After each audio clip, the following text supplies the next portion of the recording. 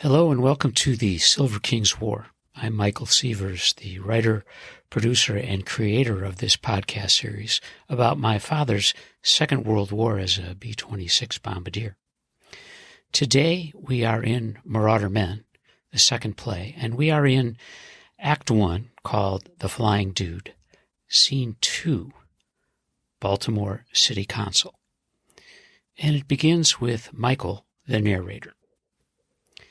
Within 2 decades, Glenn Martin became an American icon and industrial giant.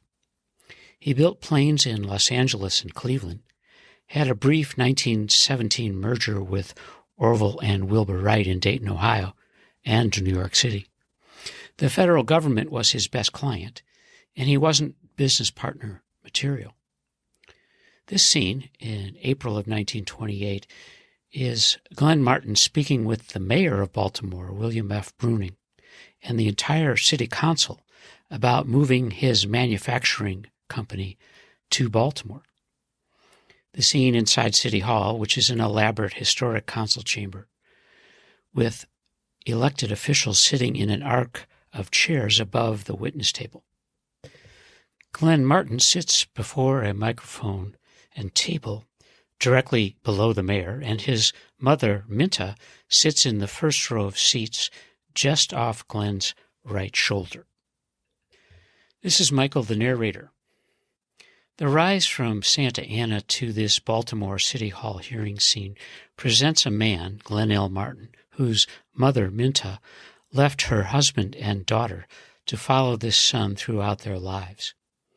The years of success masked a deep personal family drama of ambition and ambivalence about Clarence and Della Martin. Mother and son abandoned a fractured family to follow Glenn's ideas and patrons to a grand life in Cleveland and Baltimore. Clarence seemed satisfied to sell cars, and Della, now 7 years into her Patton State Hospital commitment, was invisible to the family. America entered World War I in April 1917. Between 1912 and 1917, Glenn Martin taught William Boeing to fly, opened a plant in Los Angeles, California, flew Mary Pickford in the movie The Girl of Yesterday, hired Donald Douglas, and formed a brief partnership in the Wright-Martin Aircraft Corporation in New York City. Those money men had no interest in airplanes. The Cleveland decade was productive for Martin manufacturing. It began with financing partners led by Alva Bradley, whom Martin approached to build planes for the city's growing industrial base. It was a mutual recruitment that provided important leverage for both men. Ohio became Martin's base for bomber design and production. He was 32. The Baltimore City pursuit of Martin manufacturing was thorough, and it began in 1925. The city and its industrialists competed nationally for more industry. The Association of Commerce, led by its Industrial Bureau recruiters, pressed Glenn Martin to move to Baltimore.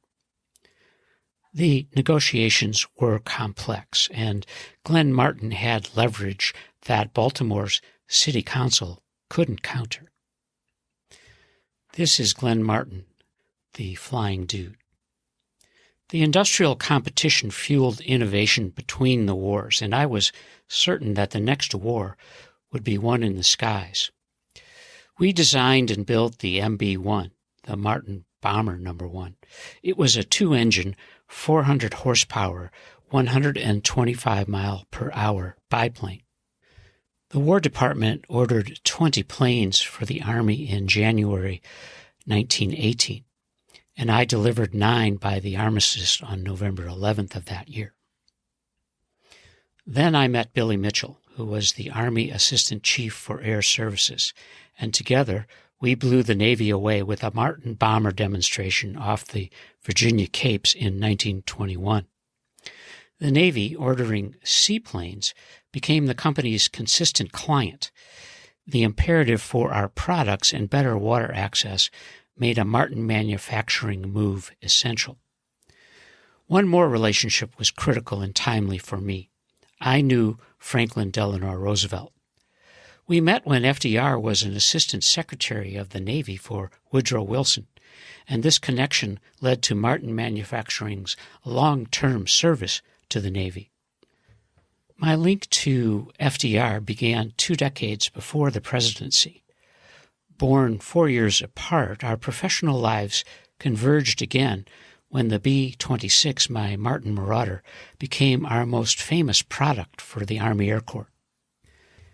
FDR, in deference to my importance and essential status as a major part of the defense economy, visited our Omaha, Nebraska plant in April of 1943.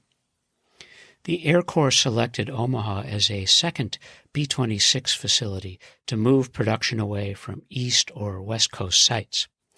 And later we built the B-29 Superfortress, which delivered the weapons that ended the Pacific War. My decision to leave Cleveland wasn't easy. I bought out my Elva Bradley partners in 1919 and began searching the country for airport sites. Being close to my clients in Washington, D.C., which was essential, meant an East Coast search. C.A. Van Duzen, my trusted business manager, traveled from Philadelphia to Florida, seeking the best land and political leverage. I sold my Cleveland operation to the Great Lakes Aircraft Corporation. My Maryland Martin Corporation started in December of 1928, and our first Middle River building, which was 300,000 square feet, opened on October 7th, 1929. Then the stock market crashed. This is the narrator Michael as he returns to the New Yorker December 5th, 1942 issue to read more about the Hero for Business Reasons Part 2, this time on page 30, by Elva Johnston.